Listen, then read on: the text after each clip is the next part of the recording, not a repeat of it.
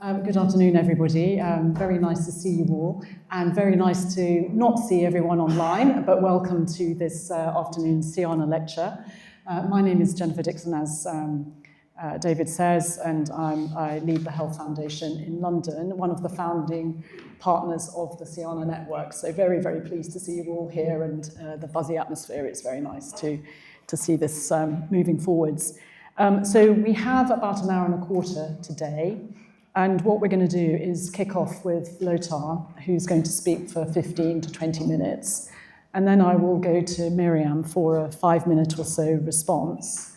And then what we'll do, sorry, all of you at home or online, we'll then cut the recording, as David said, and then we'll have a free-for-all Q&A, and our speakers can feel a bit more free to say what they think. So I suspect for our German colleagues and possibly the Swiss that Lothar needs no introduction.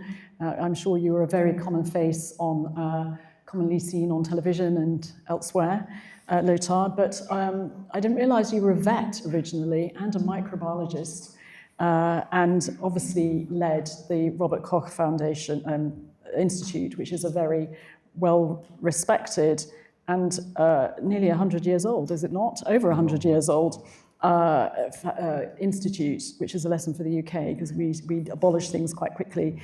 But obviously a key advisor to the Federal Ministry of Health, but not just the Federal Ministry, also to the landers as well, I suspect. So very looking forward to your personal insights as to leadership challenges during the COVID pandemic, and look forward to seeing what you have to say. Thank you. Yeah, thank you, Jennifer. Thank you to give me the opportunity to talk a bit about a personal view. And I thought when we had that program here, we're talking about crises, we're talking about trust, which is the culminating issue, I think, and we're talking about accountability, networks, and so what I thought is I give you a very brief intro about myself and about the Robert Koch Institute and why I think, and this is a personal view, the Robert Koch Institute worked pretty well, but not that only, but it also survived, which is something that you see in the aftermath of this pandemic in various countries not happening. So, yes, I studied vet medicine, however, I directly went into science. I never practiced, so don't ask me anything about how to treat a dog or a cat. And I'm a microbiology, I have a decent knowledge of epidemiology, a decent knowledge of immunology, a decent knowledge of outbreak, containment. I'm a respected scientist. And when I applied for the position of the president of the Robert Koch Institute, I had never, ever had any contact with a governmental institution. I was just simply a scientist with a certain, I was a respected, hopefully still a respected scientist. In the microbiological work, my main issues were zoonotic diseases, antibiotic-resistant bacteria, and enterohemorrhagic E. coli. So that's basically my biggest bit. And when I applied there were 3 rounds, and after this 3 rounds, the last round was with the minister, and he picked me. So that's how I became the president of the Robert Koch Institute. I was fully aware of the fact the Robert Koch Institute is a governmental institution, so it has a legal ground, and it has a clear legal obligation. So not a free-floating scientific institution, but it has a legal obligation to advise, and all members of the Robert Koch Institute are positive that you can only advise soundly if you have competence. And you need competence not only from the books or from reading, but by doing, learning by doing. So scientists, we have, at the time I started, we were roughly 900 employees, roughly half of them scientists.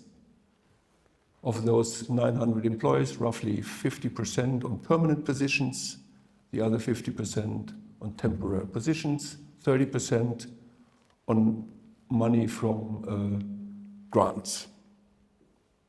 So it's a hybrid between a governmental institution and a scientific institution, with all the rights to apply for grants as every university institute.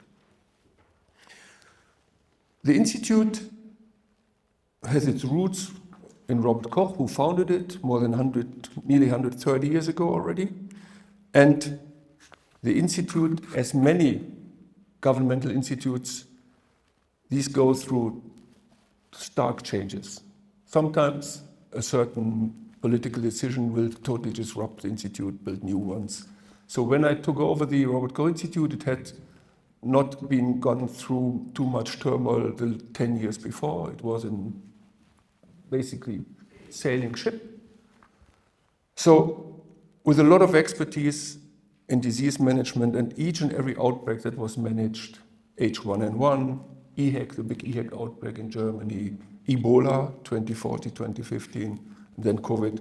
Each of these crises is a crisis to learn from. There's a public health action cycle, and you learn from each and every of this. So when I came, the Robert Koch Institute, although with all these resource restrictions, as many of these institutions have, they were smart enough to have built up networks, trusted networks.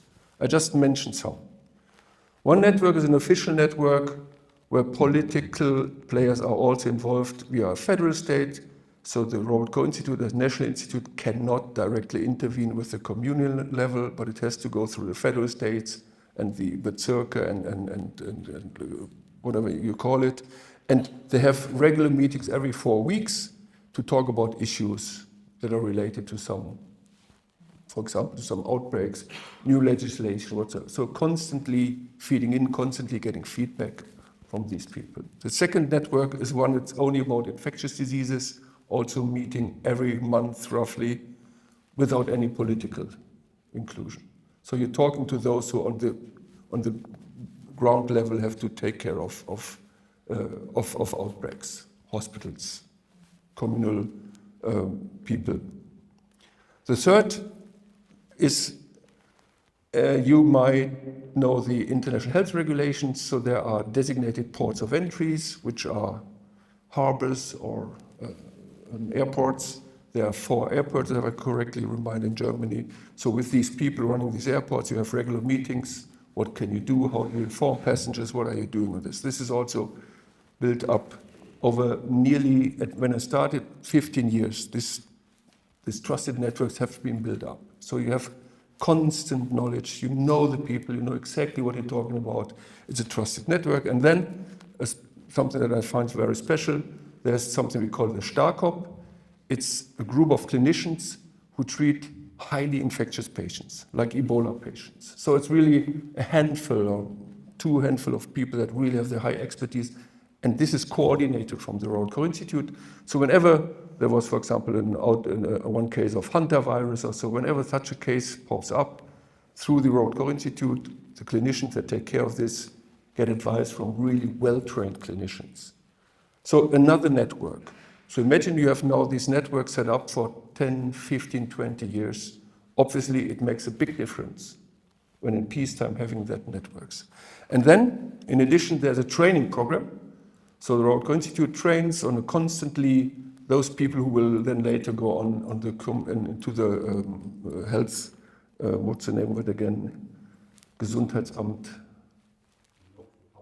Local public health institute. So they're building constantly a network, a training network. So every year, 1, 2, 3 people come more into this. So you have a solid network of trusted people. And that's, I mean, we talked about trust so much. It takes time. Yeah?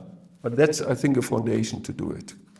Then, during the pandemic, we built additional tools, which I think gave us also power to act, power to advise, power to get more information. So then I come into play. Never had any contact to government institution, pretty hierarchical. Yeah? On a good, that's maybe nice, because you can really reign through. On the other hand, you have to be very careful that you have a collaborative leadership style. So what I saw as my main task, because this institution had gone through some reshuffling, obviously there were working groups that did their bit, very competent again. I've never been in any institution where I've had so many competent people. To make that very clear. And that's of course the core of it. That's why I personally pretty easily survived that, because I was always great informed. However, there are silos even in an institution. You know, we have 5 departments at that time, 40 sub-departments. And so what I try to do is I try to bring all these together. So I visited each and every of the sub-departments. It took me more than a year to do that, more than 40 sub-departments. So I went to each of these sub-departments, talked to them. I gave them 3 questions. What is the purpose of your sub-department? How does it link to the purpose of the Robert Koch Institute?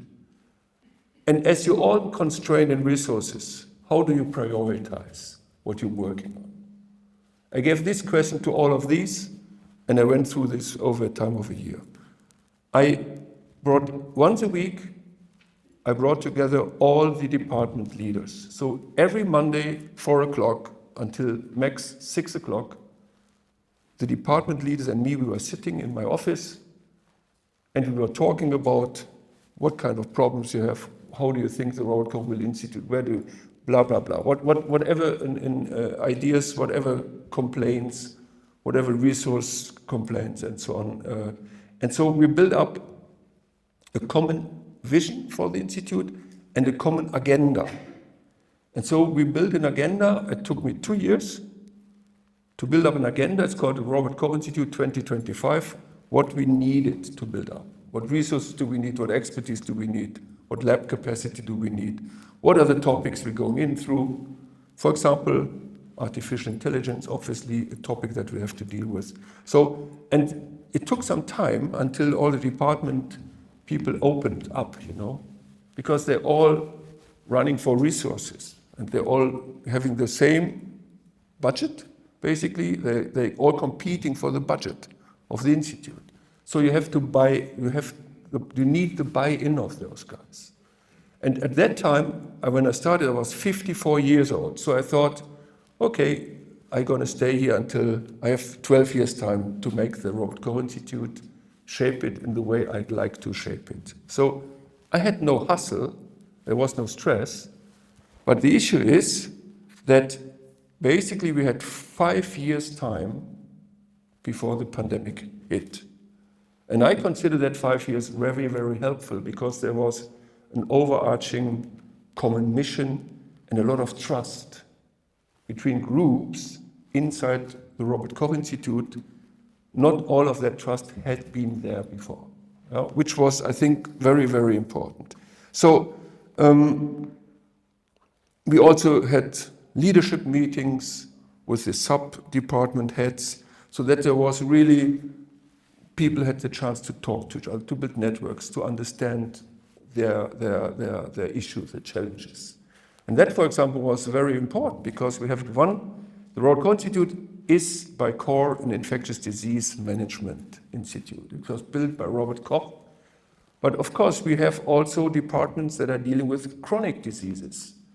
And I was always very, very clear about that. If a pandemic hits us, there will be huge differences in the disease load between those people who suffer from chronic diseases and others, between socioeconomic factors and so on. So we need this group to fully buy in. And without this group taking the task, we couldn't have had advice the way we did it. So basically, leverage the whole potential of the Institute. That was basically at least my idea. So from my personal view, I think that was done pretty well. But again, the competence of the people is outstanding, and those people have a purpose.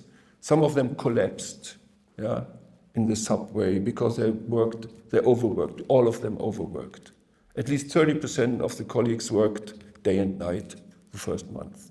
We had daily meetings, 7 days a week, 2-hour meetings. And that was this, what I call a collective intelligence, you know.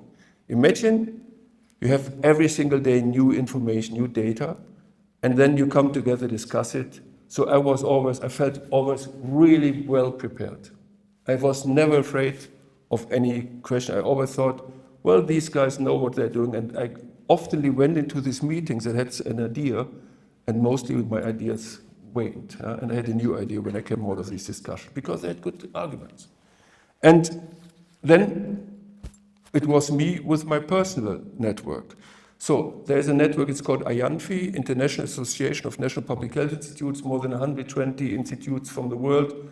So guys like me, directors of these institutes, we had regular meetings. We know each other, we trust each other. So we had regular meetings. So you know what's going on in all these countries. We all had the same issues, obviously, in different dimensions. But in principle, you know, that's when it comes to yourself. You need peers.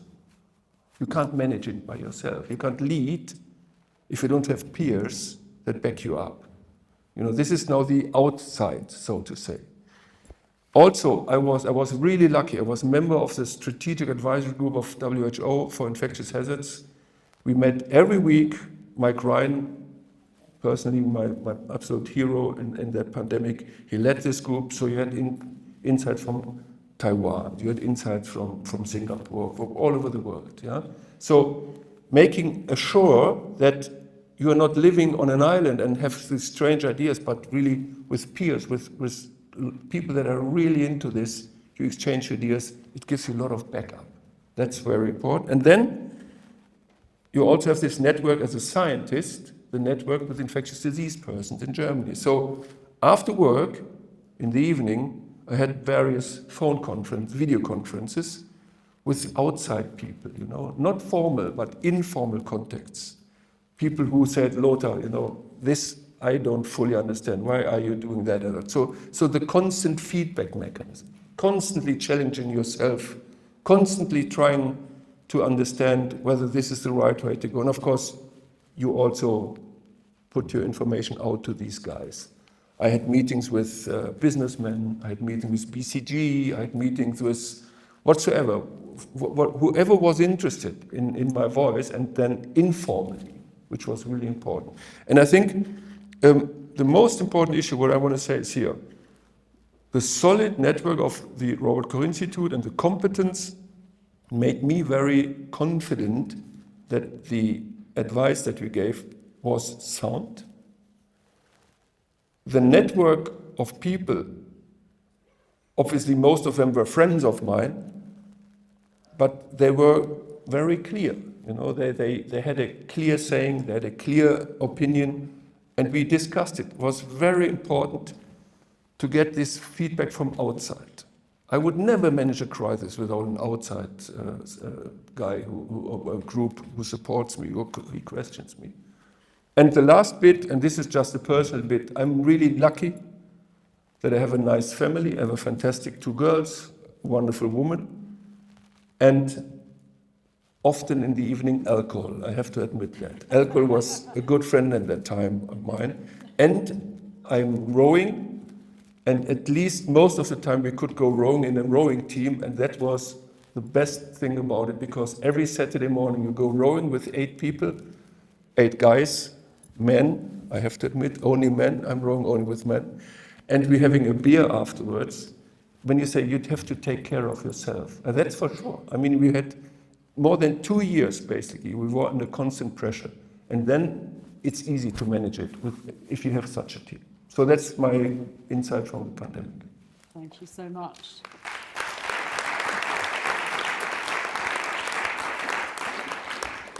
Thank you so much, Lothar. We are itching to ask questions, but we will hold those for a moment. And I want to turn to Mirjam, who is, as you all know, CEO of the Swiss Cancer League. And I wondered, Mirjam, if you could partly reflect on what Lothar has said, but also perhaps kick off with to say what were you doing in the pandemic, just to say that everyone's clear. Thank you. Thank you so much. Yes, I will actually tell 2 stories about the time during the pandemic, 2 perspectives of my roles. I worked then in the Federal Office of Public Health, And I think some of the points will just resonate with what we just heard of Lothar. So I will just start with two little stories. So please think of Franz, or Franz, how he would be called in Switzerland. He's 56. He's a polydrug user. He spends most of his days outside on the square, just in front of the station. And he is eating at the soup kitchen. He has no permanent address where he lives, and he's in the methadone program, which means he receives his daily dose of methadone, that's a heroin substitute, from the pharmacy. And in addition, he sometimes consumes other drugs, not daily, but he buys those rations on the street.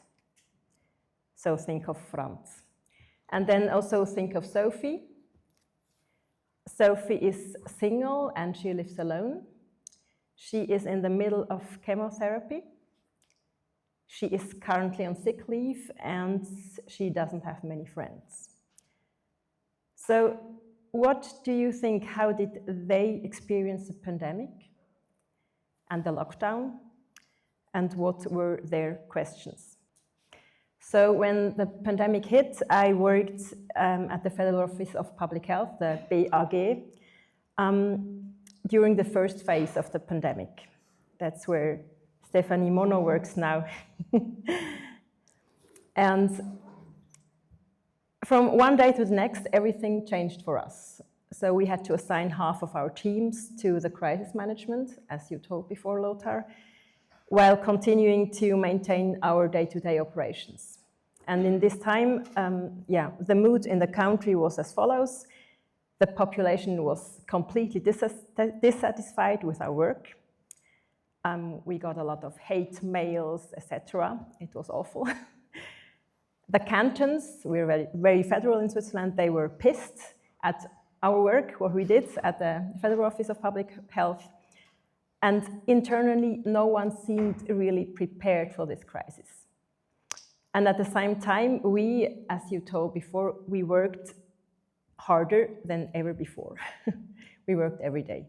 So to my learnings from this time, I was then responsible for the national addiction strategy.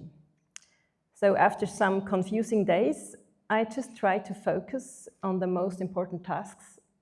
And for the first time in my career, I think, I assigned myself my own task because there was no one to tell me what to do, actually.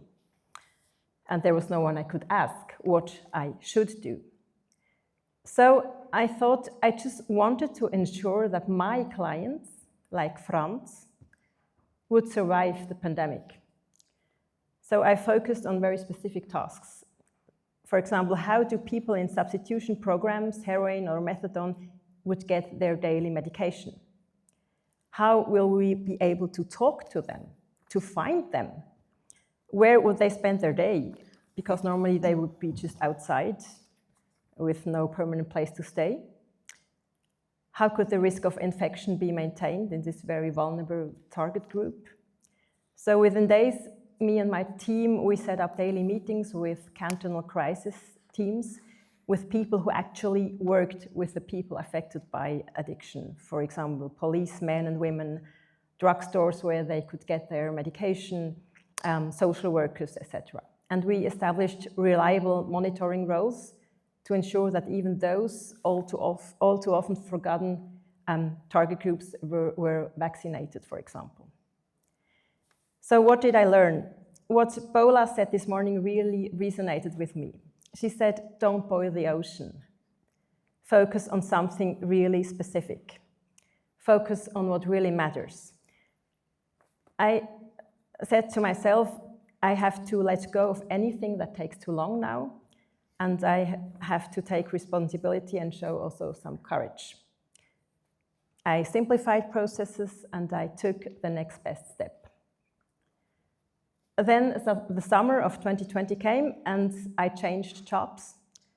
I moved from the federal administration to the Swiss Cancer League and I got that job as COO, so I was then responsible for all the services. And the summer of 2020 in Switzerland, there was a short break of the pandemic. So I changed jobs and then it hit again. The situation was new then. I had to cater to a diverse range of target groups. On one hand, cancer patients like Sophie were increasingly dependent on our support. The advice hotlines from the Swiss Cancer League, they were running hot, and there was a great deal of uncertainty. Should I vaccinate or not? Should I go to my checkup? Should I continue my therapy or not? Should I have the operation now or postpone it due to the risk of an infection, etc. But on the other hand, I now had to guide a team that was around this division of about 50 or 60 people through the pandemic. At the same time, at the Cancer League, we had to implement a 5 million saving package. So I had during this time to lay off countless people whom I had never met in person before, just over the screen. And I had to restructure the department. The learnings from that experience was to react quickly to what the market needs. What are the current questions, for example, for cancer patients, and be close and present for the team. For example, I spent like 3 days just having explanatory talks to everyone, 30 minutes, to explain what will happen and to listen to their worries. So my conclusion: in the crisis, you learn very, very quickly to let go of everything that's less important. And you take a crash course in communication. You become very creative because everything you knew before no longer necessarily counts or works. So I think when I look back to this time, I somehow got prepared to my role, which I have now for 1 year as a CEO, because I felt in that time I had to take decisions without waiting for anyone to tell me what to do, how to do it, when to do it, etc. And I learned to be very courageous. And I also learned to work, and that's very important, with partners that would act and not just talk. So that would be my learnings from the pandemic. And I think many of those points resonates with what you, in your completely different role, told us before. Thank you very much, Mirjam. Very well put.